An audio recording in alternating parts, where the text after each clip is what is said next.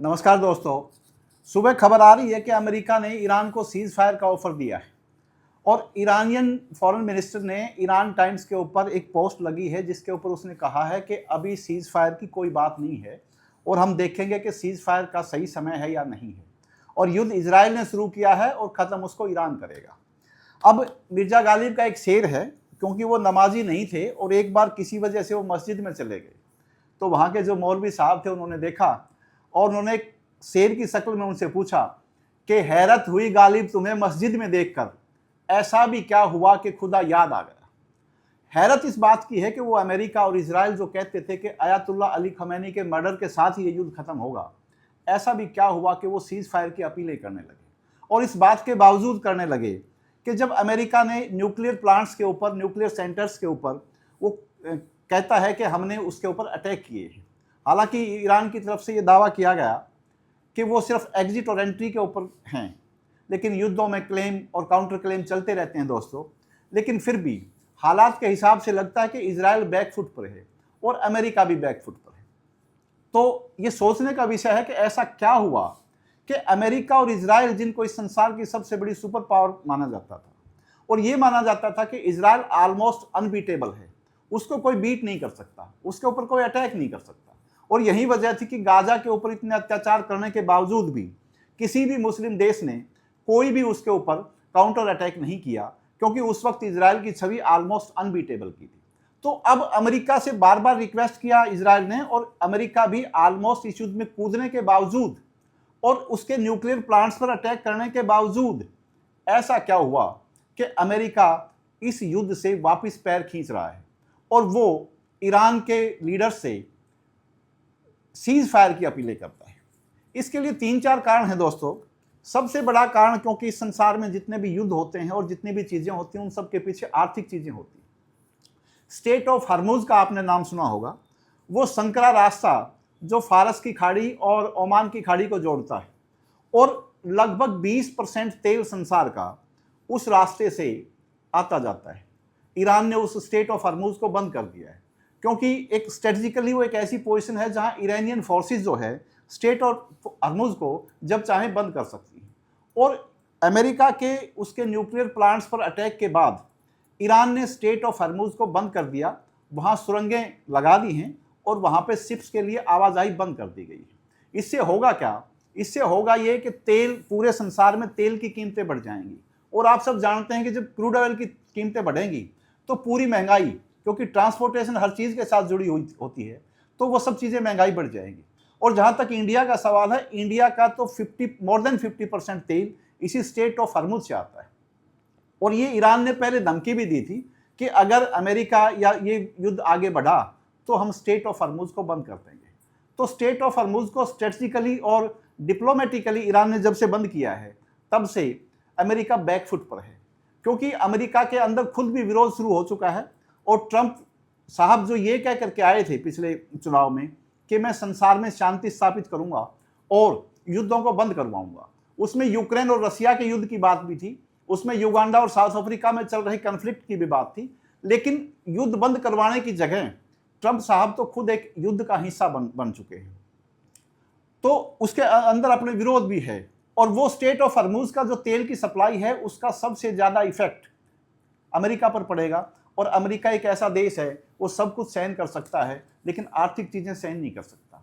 वहां के लोग आर्थिक चीजों में महंगाई सहन नहीं कर सकते, क्योंकि वहां की अर्थव्यवस्था इस प्रकार की नहीं है जैसे इंडिया की अर्थव्यवस्था है या ईरान की अर्थव्यवस्था है कि जहां लोग खेती के ऊपर निर्भर करते हों।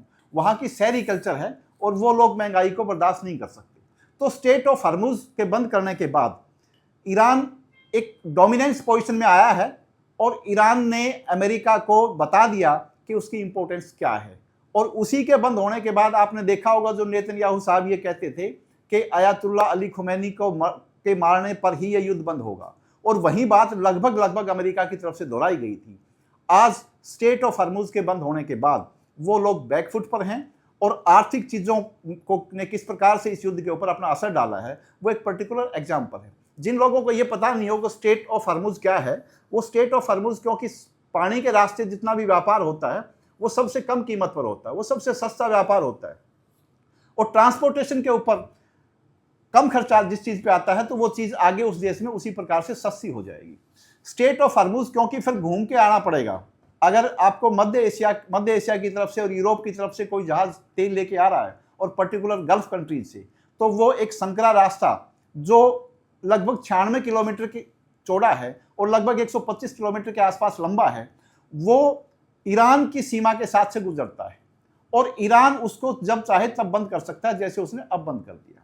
दूसरी बात यह है कि स्टेट ऑफ हॉर्मुज का अब सवाल ये उठता है कि जब ईरान ने बंद कर दिया तो अमेरिका इस स्टेट ऑफ हॉर्मुज को खुलवा भी सकता है, लेकिन अगर अमेरिका ने इस स्टेट ऑफ हॉर्मुज को ईरान के बंद करने के बावजूद जबरदस्ती खुलवाने की कोशिश की तो पूरी गल्फ कंट्रीज में युद्ध छिड़ जाएगा और निशाने पर होंगे अमेरिका के वो 4-5 बेसिस जो कतर में हैं, जो बहरीन में हैं, जो यूएई में हैं, जो सऊदी अरेबिया में हैं, जहां ऑलमोस्ट अमेरिका के 40,000 सैनिक वहां पे मौजूद हैं। तो जो मिसाइलें 2000 किलोमीटर दूर तेल अवीव पर अटैक कर सकती हैं, तो वो बहरीन, कतर, यूएई और सऊदी अरेबिया में भी कर सकती हैं। अमेरिका को इस बात का डर है और अमेरिका सबसे ज़्यादा जिस चीज़ से घबराता है वो अपने सैनिकों की जान जाने से घबराता है। उसको लगता है कि अगर उसने ज़बरदस्ती स्टेट ऑफ हॉर्मुज को खुलवाने की कोशिश की तो निश्चित रूप से ईरान उसके ऊपर काउंटर अटैक करेगा और वो उसके बेसिस को निशाना बनाएगा, जिसकी चेतावनी ईरान के डिफेंस मिनिस्टर ने बहुत पहले ही दे दी थी। तो वो ज़बरदस्ती इसको खुलवाने की कोशिश नहीं करेगा। तो एक कारण तो ये है। दूसरा कारण ये है दोस्तों कि इसमें अमेरिका में खुद विरोध शुरू हो चुका है ट्रंप साहब का। अब आप देखेंगे इजराइल जो है वो अमेरिका की एक सैन्य कॉलोनी से अलावा कुछ भी नहीं है। हमने देखा कि इजराइल के पास अपना कुछ भी नहीं है। उसने लगभग दूसरे दिन जब ईरान के ऊपर उसने हमला किया और ईरान ने उसके ऊपर काउंटर अटैक किया, तो दूसरे या तीसरे दिन ही उसने ट्रंप साहब से और अमेरिका से रिक्वेस्ट की थी, जो यहूदी अमेरिका में रहते हैं उन यहूदियों के पास बैंकिंग सिस्टम है, उन्होंने आर्थिक चीज़ें कब्जाई हुई हैं और उन्हीं लोगों ने ट्रंप साहब को उसके चुनाव में बहुत ज़्यादा पैसा दिया था, बहुत ज़्यादा सपोर्ट दी थी।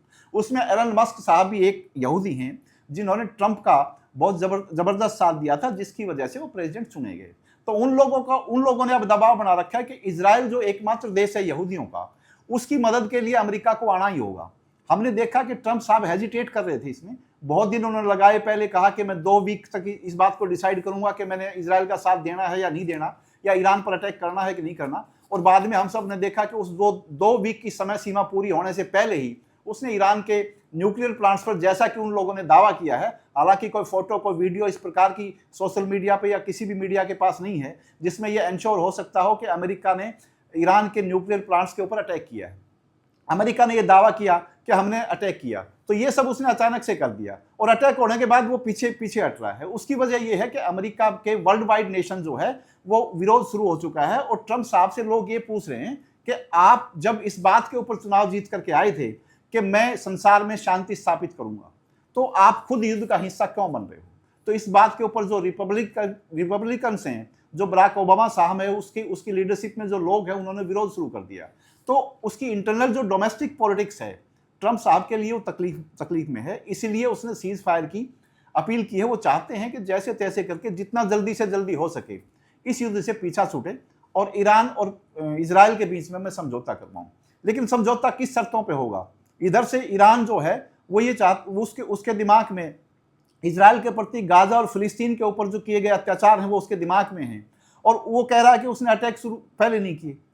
तो डोमेस्टिक जो राजनीति है ट्रंप साहब की, वो उसके गले की फांस बन चुकी है और उसको सवालों के जवाब देने बड़े मुश्किल हो चुके हैं। हम सब ने देखा कि G7 की जो मीटिंग कनाडा में थी, तो यूक्रेन के प्रेसिडेंट से मिलने से पहले ही, क्योंकि वो मिलना नहीं चाहते थे, वो वहाँ से चले गए, क्योंकि यूक्रेन को जो बाइडेन साहब थे उन्होंने उकसाया रूस से युद्ध लड़ने के लिए और ट्रंप साहब सिर्फ इसी बात के ऊपर आए थे। लोगों ने इस बात के ऊपर विश्वास किया कि मैं यूक्रेन और रूस में शांति स्थापित करूंगा और पूरे संसार में शांति स्थापित करके और मैं यूएसए को, यूनाइटेड स्टेट्स ऑफ अमेरिका को दोबारा से let us make United states America again great, इस नारे के साथ वो आए थे। लेकिन अब लोग ये पूछ रहे हैं कि आप जो शांति स्थापना की बात करते थे, आर्थिक रूप से अमेरिका को उठाने की बात करते थे, आप तो खुद युद्ध में शामिल हो और आपने ईरान के ऊपर अटैक कर दिया जैसा कि आप लोग क्लेम कर रहे हो। तो इस बात के ऊपर उनको जवाब देना बड़ा मुश्किल हो चुका है। तीसरा जो सबसे बड़ा कारण है वो ये है कि आज तक ये संसार में ये नहीं पता लग पाया, क्योंकि ईरान को जिस प्रकार से लोग देखते थे कि ईरान बिल्कुल सैबोटाज कर देगा इजराइल, उसको 2 दिन में, 5 दिन में, 7 दिन में, वो चीज़ें नहीं हुई। और ईरानियन जो मिसाइल्स हैं और जो ड्रोन्स हैं, जिस प्रकार से नुकसान किया है इसराइल का, उससे पूरे संसार में और अमेरिका को इवन या इसराइल को यह आभास नहीं हो पाया कि ईरान के पास छुपी हुई शक्तियां कितनी हैं। अब किसी को नहीं पता, जैसा कि रशिया ने क्लेम किया हो, रशिया ने कहा है कि हमारे इसके न्यूक्लियर बम बनाने की फॉर्मेशन में हमारे साइंटिस्ट लगे हुए हैं। इधर से चाइना के कार्गो प्लेन्स लगातार ईरान में उतरने की खबरें हैं। नॉर्थ कोरिया ने भी कहा है कि हम अपने साइंटिस्ट ईरान को देंगे, और इवन उसने तो ये भी कह दिया कि हम उसको न्यूक्लियर बम भी दे देंगे। तो अमेरिका और इजराइल इस बात में नाकाम रहे कि ईरान की शक्ति को डिटेक्ट करने में, उसको एसेस करने में। और आज युद्ध शुरू होने के बाद ईरान ने अपनी जो ताकत दिखाई है, जो एकजुटता दिखाई है, क्योंकि युद्ध की शुरुआत में इनको लगता था कि आयतुल्लाह अली खुमैनी के विरुद्ध जो एक फंडामेंटलिस्ट की जो इन्होंने एक इमेज बनाई थी, उसके विरुद्ध कुछ मॉडर्नाइज लोग ईरान में उठ खड़े होंगे और उसकी सत्ता के विरुद्ध विद्रोह करेंगे। और उस विद्रोह, जैसा कि नेतन्याहू साहब ने अपील भी की लोगों से कि भाई ईरान के लोग उठ खड़े हों और आयतुल्लाह अली खुमैनी की सत्ता को बदल दें, वो भी इनकी चाल कारगर नहीं हो पाई। और वो विफल होने के बाद भी अमेरिका डिप्रेशन में गया, इसराइल डिप्रेशन में गया। और उल्टा हुआ है, आज तो लोग आयतुल्लाह अली खुमैनी की जो परफॉर्मेंस है, जिस प्रकार से 35 साल के दौरान उन्होंने ईरान को बनाया है, सजाया है, संवारा है, और जो ताकत आज ईरान ने दिखाई है, उसकी वजह से ईरानियन जो जनता है, वो जो थोड़ी बहुत उसके साथ नहीं भी थी, उसके फंडामेंटलिज्म की वजह से, वो भी अब उसके साथ हुई है। तो एक ये बड़ा जबरदस्त दबाव अमेरिका के ऊपर बना है। दूसरा दबाव ये बना है कि इधर से हमास ने, हूती ने, हिजबुल्लाह ने, इन्होंने धमकी दी है कि हम ईरान के साथ लड़ेंगे।